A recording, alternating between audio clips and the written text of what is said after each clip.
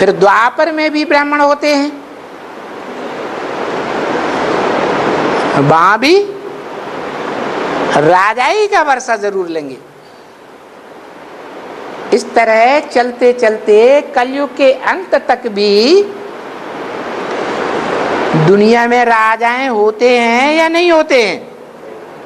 होते हैं। पुरानी दुनिया के अंत में राजाएं होते हैं, हैं? नहीं होते हैं? होते हैं। अभी दुनिया के देशों में राजाई है कि प्रजा के ऊपर प्रजा का राज्य है? सारे देशों में, सारे देशों में है।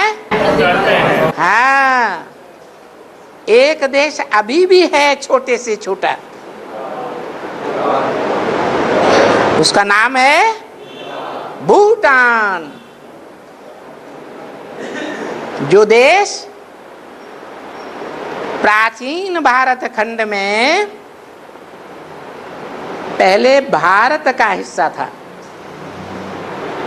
जैसे आज से 500 550 वर्ष पहले नेपाल भी भारत का हिस्सा था, लंका भी भारत का हिस्सा था, पाकिस्तान भी भारत का हिस्सा था। वो भारत का ही ईशान कोण में स्थित देश, छोटा सा देश, आज भी वहां राजा को ही सब कुछ मानते हैं। क्या प्रजातंत्र की बात अभी भी नहीं मानते? क्यों?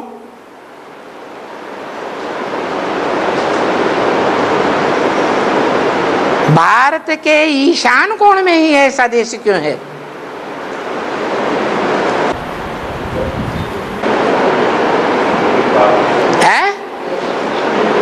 क्योंकि भारतीय परंपरा में जो अष्टदेव सबसे ऊंचे माने जाते हैं, जिनको 8 दिग्पाल कहा जाता है, उन अष्टदेवों में ईशान कोण में स्थित जो ईश्वर है, जिसका चित्र शंकर के रूप में दिखाया गया है, वो भारत के उत्तर पूर्व दिशा के कोण में है।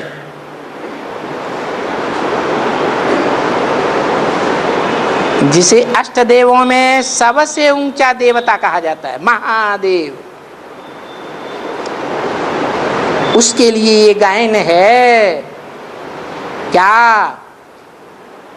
ब्रकुटिस विलास षष्टि लय होई, सपने हूं संकट परहि की सोई।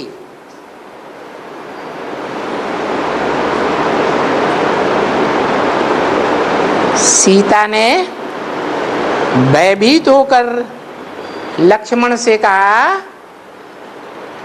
कि देखो, राम की पुकार सुनाई दे रही है, लक्ष्मण लक्ष्मण।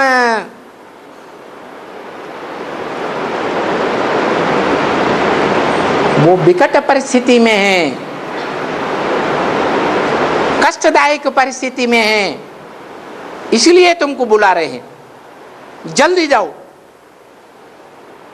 तब लक्ष्मण ने कहा कि जिसकी भ्रकुटी के टेढ़े करने मात्र से सारी सृष्टि का विनाश हो सकता है,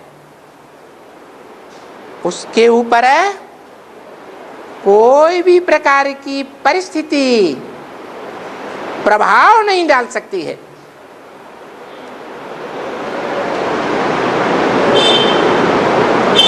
तो वो देश का नाम आज भी क्या पड़ा हुआ है? भूटान। भ्रू माने भौं, तान माने तानना, बिगड़ा हुआ रूप हो गया भूटान।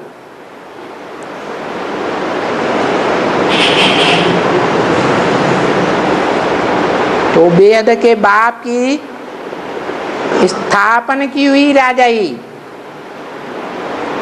आज भी दुनिया में शाश्वत है, खत्म नहीं हुई है।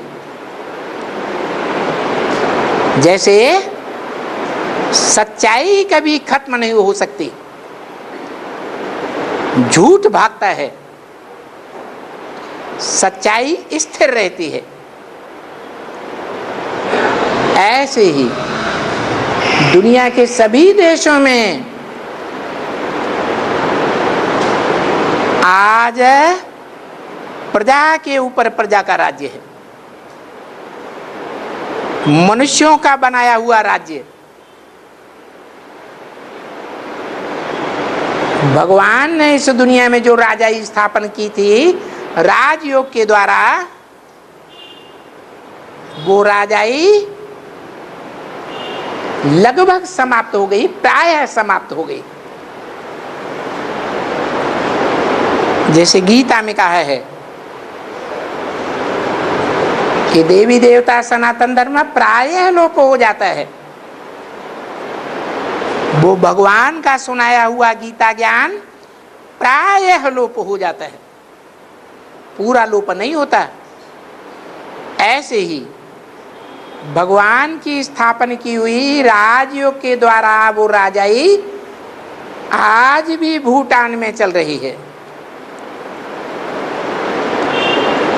ऐसी अविनाशी राजाई ब्राह्मणों को मिलती है, जो अव्वल नंबर ब्राह्मण होते हैं, शूद्रों को नहीं मिलती।